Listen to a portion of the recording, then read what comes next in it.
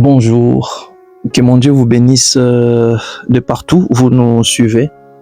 Bienvenue à notre moment d'enseignement et de partage autour de la parole du Seigneur. Nous allons nous incliner dans la prière. Seigneur notre Dieu, nous voulons te supplier de nous accorder la grâce, non seulement de partager ta parole, mais aussi, Seigneur, d'être conduit par le Saint-Esprit.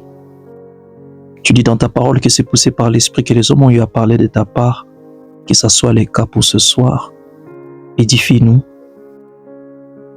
enseigne-nous tes voies. Dans le nom de Jésus, nous t'avons ainsi prié avec action de grâce. Amen. Que mon Dieu vous bénisse de partout. J'aimerais nous inviter rapidement à prendre nos Bibles dans le livre de Matthieu, chapitre 25. Matthieu 25, du 1er au 10e verset. Amen. Du 1er au 10e verset. Matthieu 25. Gloire au Seigneur. Il est écrit: alors le royaume des cieux sera semblable à 10 vierges, ayant pris leurs lampes, allèrent à la rencontre de l'époux. 5 d'entre elles étaient folles et 5 sages. Les folles, en prenant leurs lampes, ne prirent point d'huile avec elles, mais les sages prirent avec leurs lampes de l'huile dans les vases. Au verset 5. Comme l'époux tardait, tous s'assoupirent et s'endormirent. Au milieu de la nuit, on cria, et voici l'époux allait à sa rencontre. Alors toutes ces vierges se réveillèrent et préparèrent leurs lampes. Au verset 8, les folles dirent aux sages: donnez-nous votre huile, car nos lampes s'éteignent. Les sages répondirent: non, il n'y aurait pas assez pour nous et pour vous. Allez plutôt chez ceux qui en vendent et achetez-en pour vous. Pendant qu'elles allaient acheter, l'époux arriva. Celles qui étaient prêtes entrèrent avec lui dans la salle des noces et la porte fut fermée. Que mon Dieu vous bénisse abondamment. Qu'il me soit permis de commencer avec vous une nouvelle série d'enseignements que nous allons intituler « Sois sage ». C'est ce que j'ai reçu. Sois sage. Après la prière, pendant que nous sommes en train de demeurer dans la prière, alors que tu mets ta foi au Seigneur Jésus, alors que tu crois à la parole de Dieu, qu'il me soit permis d'attirer ton attention sur la nécessité d'être sage. La sagesse. Mes frères,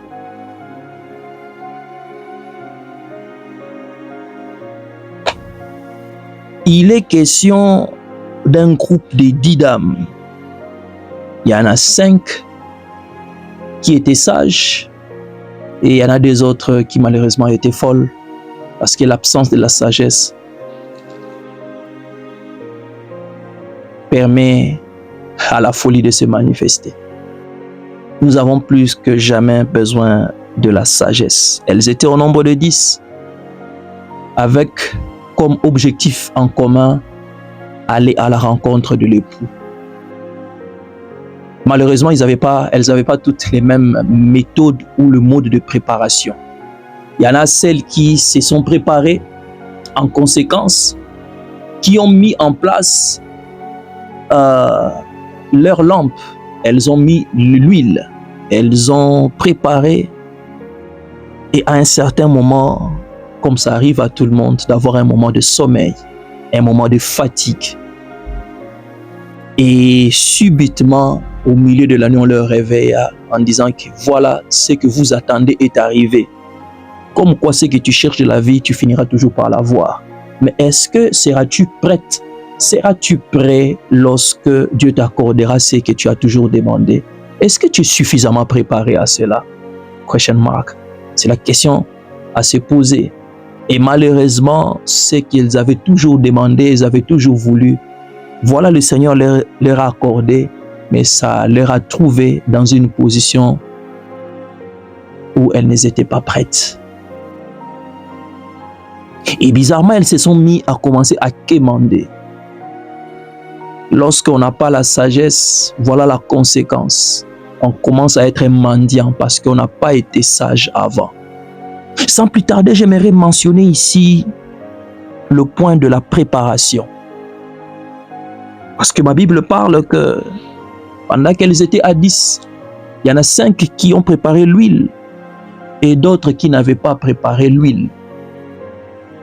Elles n'avaient pas fait des réserves. Tout commence par là. Sommes-nous prêts? Sommes-nous prêts pour la nouvelle saison? C'est ta sagesse qui déterminera, qui se fera lire, qui se fera démontrer par la préparation. Ce n'est pas en nous disant que tu es prêt qui fait la différence. C'est la manière dont nous nous préparons à la nouvelle saison qui fera la différence. Alléluia. Sommes-nous prêts à accueillir ce que nous avons tant demandé à Dieu? La sagesse te fait préparer. La sagesse te fait faire, excusez-moi la tautologie, te fait faire des réserves. La sagesse t'amène à faire des stocks. La sagesse. Comme quoi,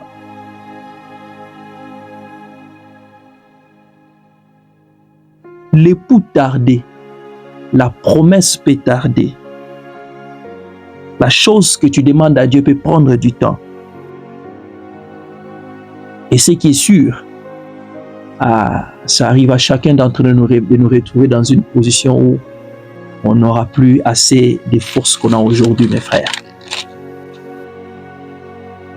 La sagesse te permet de mettre en stock ce qui va te renforcer demain quand tu n'auras pas de force. Comme quoi la sagesse t'amène à ne pas tout dépenser, mais des stocks. J'aimerais attirer ton attention sur l'épargne. Apprends à épargner. Ça fait partie de la sagesse. Sois sage. Sois sage.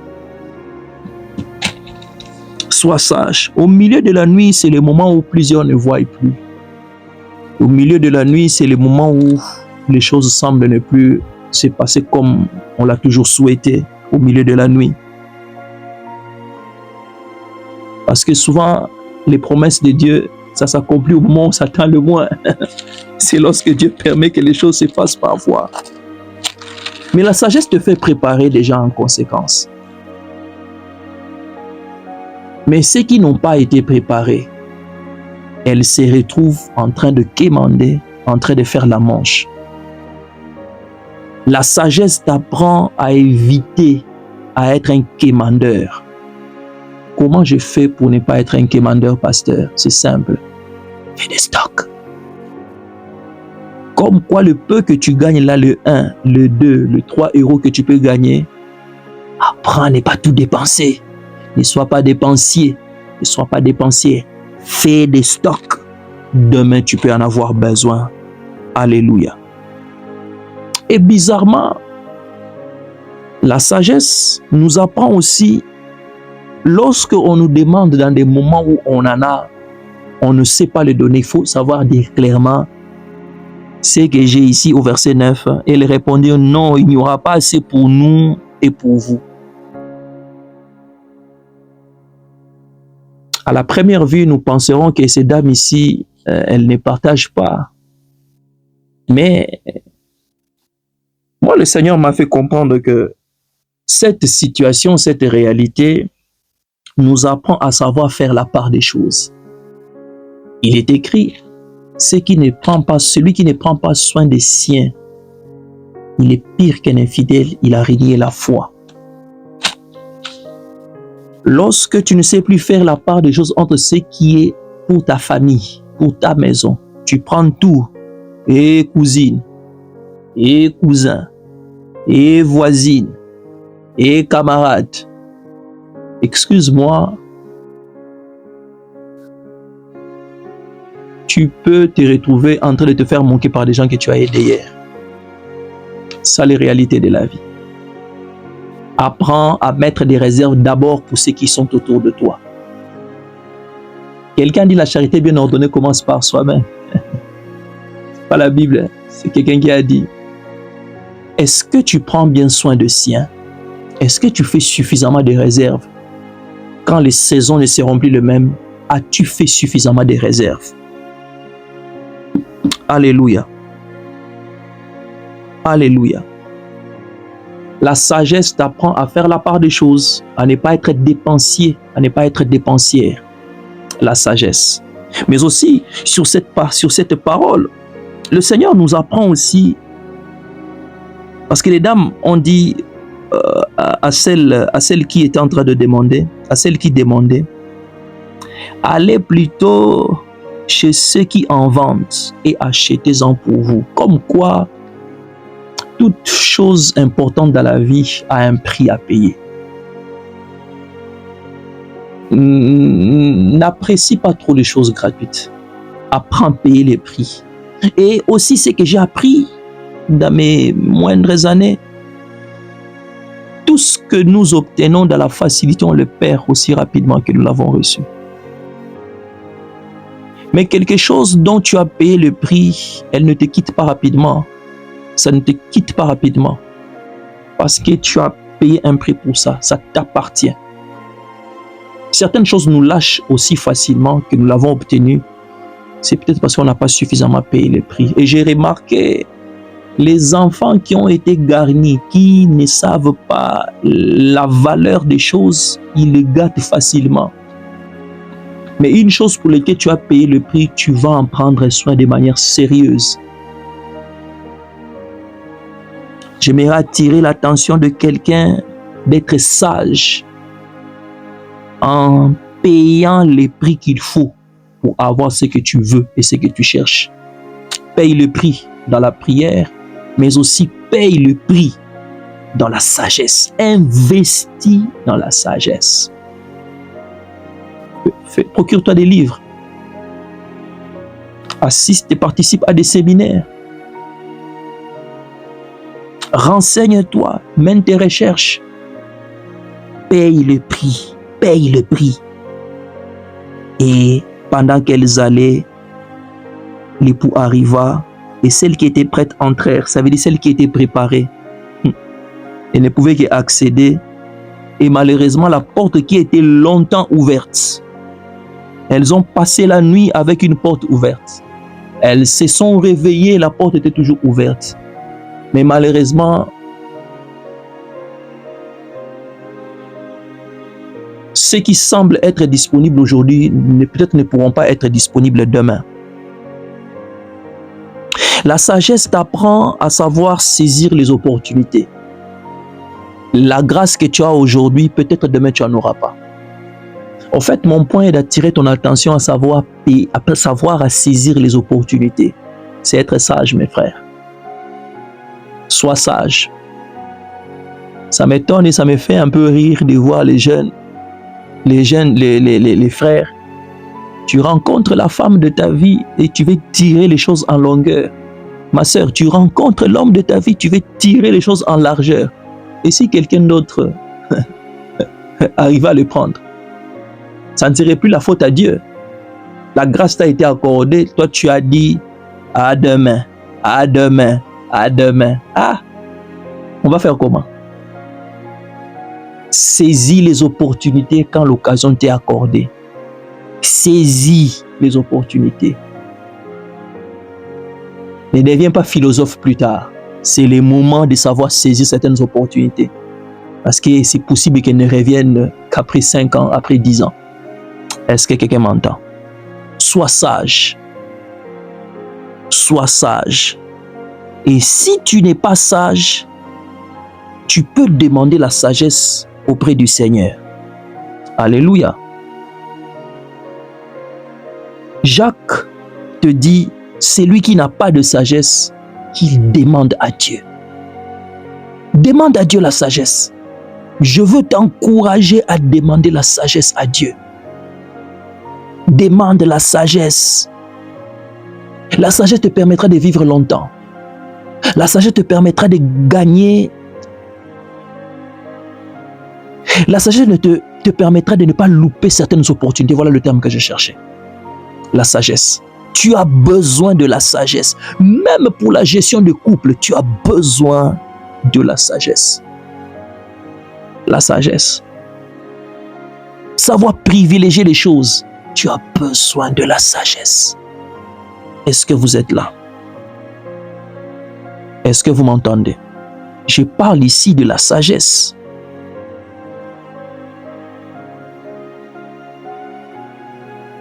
Qui est un sage? Un sage, du grec sophos, c'est lui ou celle qui a la vision claire des choses. C'est lui ou celle qui a la vision claire des choses. Elle n'a pas une vision confuse. Elle n'a pas une vision floue. Elle a une vision claire. Est-ce que tu vois clair dans ce qui se passe autour de toi? Soit, est-ce que tu vois clairement, tu comprends toutes choses? Mais aussi, Sophos nous amène dans le sens de la connaissance juste. Pas une connaissance bancale, mais une connaissance juste. Est-ce que tu as une connaissance? Est-ce que tu as les informations justes? Mais aussi, Sophos, le sage, signifie la faculté à voir les choses de manière claire. La faculté. Tu vois clairement, tu as un champ beaucoup plus grand dans la visibilité des choses. Tu sais voir les choses dans tous les angles possibles.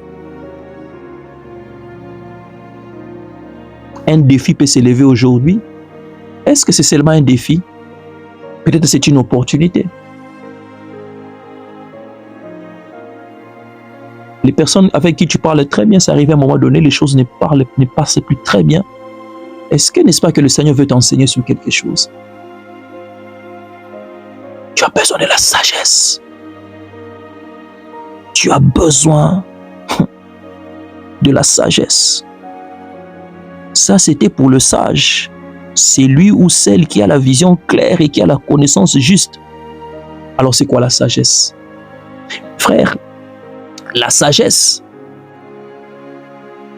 c'est du grec sophia. C'est voir les choses de manière claire, c'est-à-dire avoir un champ visuel assez vaste. Mais aussi connaître une chose avec une justesse. Connaître une chose avec une justesse. Savoir et avoir les informations suffisantes. Pas des informations à moitié, pas des informations approximatives, mais je parle ici des informations suffisantes. C'est aussi, la sagesse est aussi discerner. J'allais parler ici le terme de la révélation. Le discernement. Que discernes-tu dans tout ce que tu es en train de traverser? La sagesse te permettra de ne pas soupçonner, mais de discerner. Je prie le Seigneur que la grâce du discernement vienne sur toi au nom de Jésus. Et que tu aies la sagesse de comprendre les temps et les saisons. À cause de quoi? À cause de la sagesse. Est-ce que vous êtes avec moi? Mais aussi, la sagesse nous amène aussi dans le comment. In English, how. La résolution des problèmes. Le how. La sagesse te permet de savoir comment résoudre les défis de la vie. La sagesse. Pasteur, pourquoi est-ce que tu nous parles tant de la sagesse? Mes frères, nous sommes dans une génération où les gens meurent très facilement. Si le Seigneur nous amène sur le terrain pour parler de la sagesse, Dieu veut que tu vives longtemps. Dieu veut que tu vives longtemps. Je vais Je vais prendre un proverbe. Nous sommes dans Proverbe chapitre 3 au verset 1er. Proverbe 3 au verset 1er.